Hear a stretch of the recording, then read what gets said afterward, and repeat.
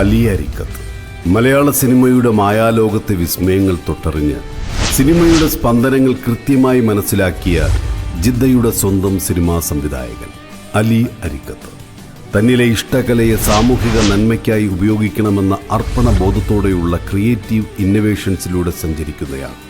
മലയാള സിനിമയിലെ പ്രതിഭാധരരായ സംവിധായകരോടൊപ്പമുള്ള പ്രവർത്തന പാഠവം കലാജീവിതത്തിന് കരുത്തേകി.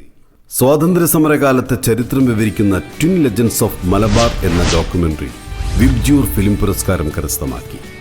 മലയാളത്തിന്റെ സൂപ്പർ സ്റ്റാർ മോഹൻലാലിനൊപ്പം national games signature movie Kunjali മരയ്ക്കാറിൽ assistant director.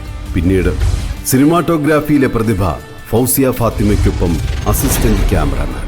Art director Razi മുഹമ്മദിന്റെ വെളുത്ത രാത്രികളിൽ അലി അസിസ്റ്റന്റായി പ്രവർത്തിച്ചു. ശ്രീനിവാസൻ ഫിലിം അയാൾ ശശിയിൽ അസിസ്റ്റന്റ് ഡയറക്ടർ. സ്പൈനൽ കോഡ് ഇഞ്ചുറിയിൽ തളർന്നുപോയ മനുഷ്യരുടെ ജീവിതം പറഞ്ഞ അലിയുടെ ഡോക്യുമെന്ററിക്ക് 2024 പൂനെ ആരോഗ്യ ഫിലിം ഫെസ്റ്റിവലിൽ 1ാം റാങ്ക്. ബൈനാക്കുലർ എന്ന മലയാള സിനിമയിൽ അസിസ്റ്റന്റ്. അട്ടപ്പാടിയുടെ കഥ അദ്വൈത് നാഗയിൽ വീണ്ടും ഫൗസി ഫാത്തിമയുടെ അസിസ്റ്റന്റ്.